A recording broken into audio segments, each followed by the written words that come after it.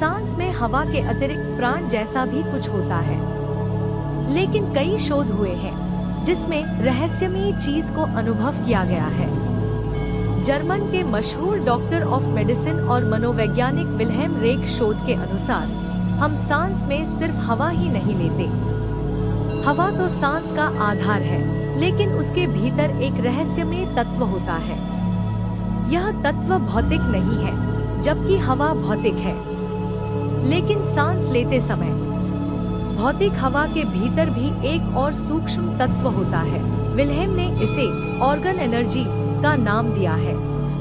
इसे ही vital energy कह सकते हैं, जो वस्तुतः प्राण ऊर्जा ही है। यानी सांस में हवा के अलावा भी कुछ होता है। भारतीय शास्त्रों में इसी को प्राण कहा गया है। यह हवा के माध्यम से प्रवाहित होने वाली दिव्य ऊर्जा है। प्राण को सिर्फ हवा मान लेने से उसकी व्यापकता का अनुभव नहीं कर सकते, जबकि इसे अनुभव किया जा सकता है। जब भी आप किसी बीमार इंसान के पास या अस्पताल में जाते हैं, तब अनुभव करें तो पाएंगे कि जैसे आपके भीतर से कुछ कम हो रहा है, आपके भीतर से कुछ चूसा जा रहा है। ऐसा क्यों अनुभव होता है?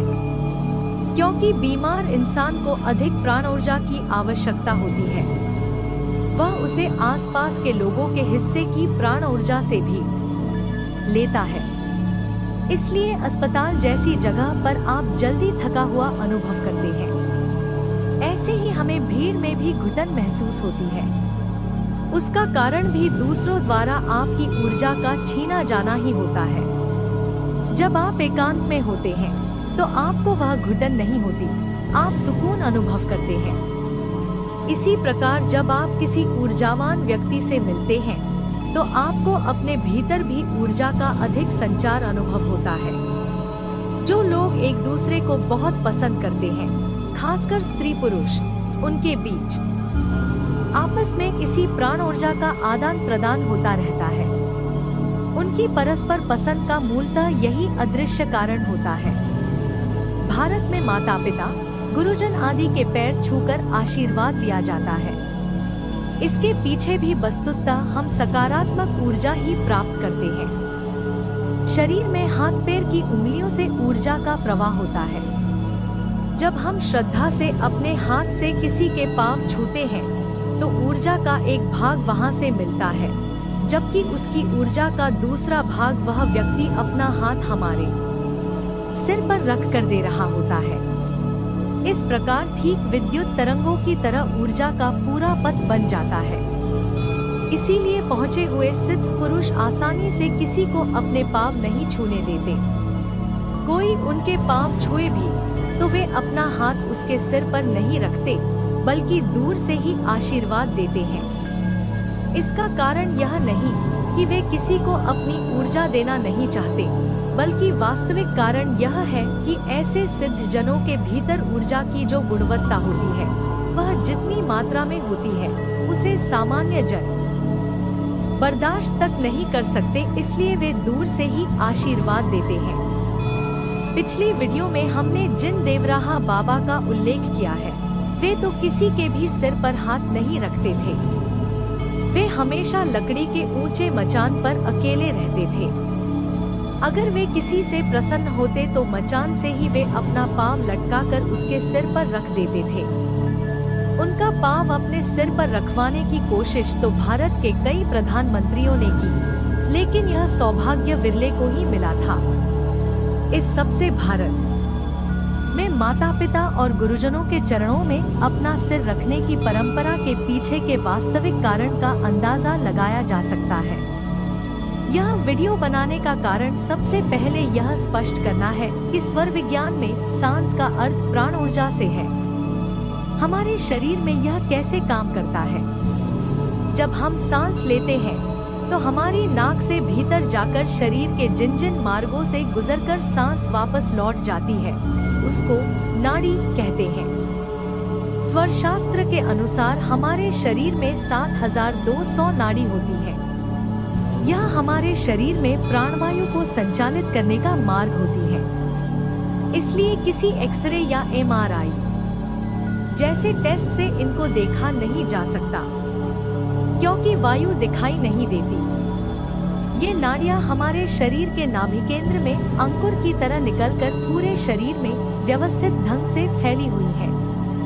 इन नाड़ियों में सर्पाकार कुंडलिनी शक्ति सोई हुई अवस्था में होता है।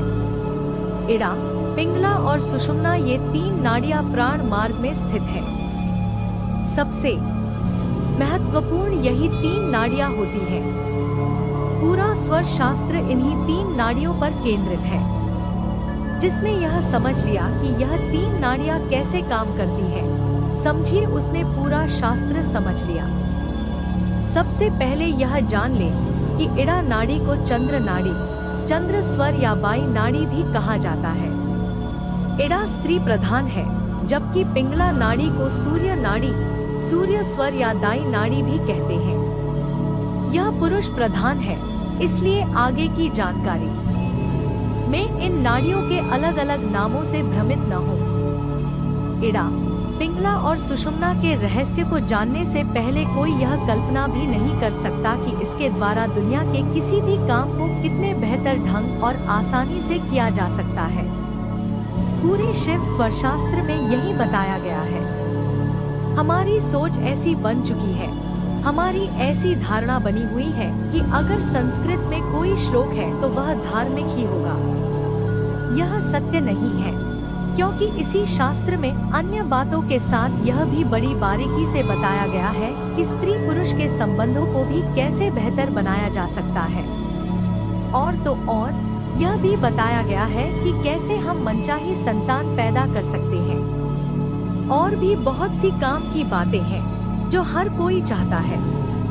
आश्चर्य तो इस बात पर होता है कि बेहद वैज्ञानिक होने के बावजूद इतनी प्राचीन और महत्वपूर्ण विद्या छिपी क्यों रही। इसके पीछे 2 ही वजह समझ में आती हैं। 1, इस विद्या के ज्ञानी जनों को उस काल में जब इसका जन्म हुआ होगा, लगा होगा कि यह विद्या किसी अनाड़ी या गलत हाथों में न पड़ जाए, इसलिए इसे गुप्त रखा गया। दूसरी वजह यह भी हो सकती है कि स्वार्थवश इसे गुप्त रखा गया कि अगर इसे हर कोई जान गया तो पंडित, ज्ञानी का महत्व क्या रहेगा।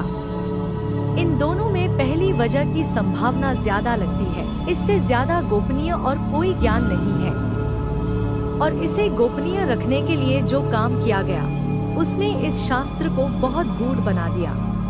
इसके रचयिता इसे लिपिबद्ध भी करना चाहते थे और गुप्त भी बनाए रखना चाहते थे।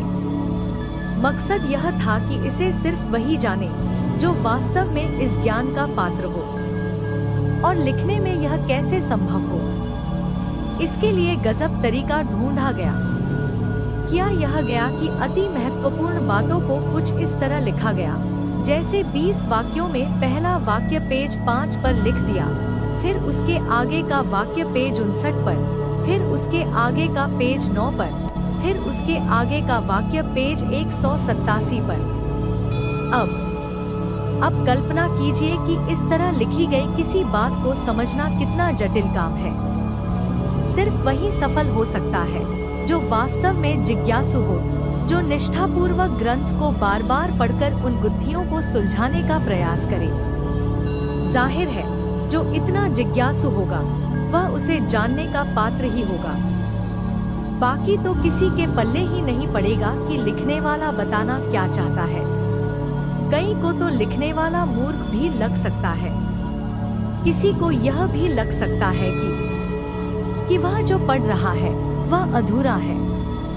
बस कुछ ही लोग सोच सकते हैं कि ग्रंथ के रचयिता ने जानबूझकर गोपनीयता के कारण ऐसा किया होगा। इन्हीं सब कारणों से हजारों साल के अंतराल में यह ज्ञान लुप्त होता गया। लेकिन उच्च कोटि के साधु संत आज भी स्वर साधना ही करते हैं। यह और बात है कि वे अन्य लोगों को नहीं बताते कि किसी एकांत में यूं ही बैठे वे कौन सी क्रिया करते रहते हैं। इस वीडियो के शुरू में जिन 250 साल की आयु वाले देवराहा बाबा का जिक्र किया गया है, हम जब सांस लेते हैं तो एक वक्त में हमारी एक नासिका अधिक खुली होती है, हम उसी से ज्यादा सांस लेते हैं। प्रत्येक 1 घंटे के बाद दूसरी नासिका चलने लगती है। हम उससे सांस लेने लगते हैं। बाईं नासिका चलने पर वह इड़ा नाड़ी का चलना कहलाता है। दाईं नासिका के चलने को पिंगला नाड़ी कहते हैं। दोनों नासिकाओं के आपस में बदलने का क्रम सदैव चलता रहता है। जब इड़ा बंद होकर पिंगला या पिंगला बंद होकर इड़ा चलने को होती है तो उसके बीच में कोई 4 मिनट के लिए हमारी दोनों नासिकाओं से सांस चलती है। जब ऐसा होता है यानी दोनों नासिकाओं से सांस आ जा रही होती है तो उसे सुषुम्ना नाड़ी कहते हैं। इसे संधिकाल भी कहते हैं। स्वर शास्त्र के अनुसार नाक के छिद्र से ग्रहण की जाने वाली सांस ही जीव का प्राण है। सांस को ही स्वर कहा जाता है। बहुत से काम ऐसे होते हैं जिन्हें आप एक साथ नहीं कर सकते। जैसे आपसे कहा जाए कि खाना खाएं और दौड़ें तो करना मुश्किल हो जाएगा। लेकिन अगर आपसे कहें कि कार चलाइए और मोबाइल में ईयरफोन लगाकर किसी से बात भी करिए तो आप कर लेंगे। लेकिन यही काम आप तब नहीं कर सकते जब आप कार चलाना सीख रहे हो, क्योंकि उस वक्त आपको बहुत सारी बातें याद रखनी होती हैं। कब गियर बदलना है, कब क्लच दबाना है, कब ब्रेक मारना है आदि। इसी तरह स्वर विद्या के अभ्यास में शुरू में तो आपको ध्यान देना होता है, लेकिन कुछ ही दिनों के अभ्यास के बाद आप कोई भी कार्य करते करते स्वर का अभ्यास भी करते रह सकते हैं। वह आपके अवचेतन मन में फीड हो जाता है और आपको हर पल खबर होती है कि कौन सी नाड़ी चल रही है। बस देखना यह होता कि आप जो कार्य कर रहे हैं उस वक्त आपकी नाड़ी उसके अनुकूल है या नहीं। यदि नहीं चल रही तो उस काम में अड़चन आनी ही है। स्वर शास्त्र में इसी को शुभ और अशुभ बताया गया है, लेकिन नाड़ी को अपनी इच्छानुसार बदला भी जा सकता है। तो आप सभी कार्य अनुकूल नाड़ी में आसानी से कर सकते हैं।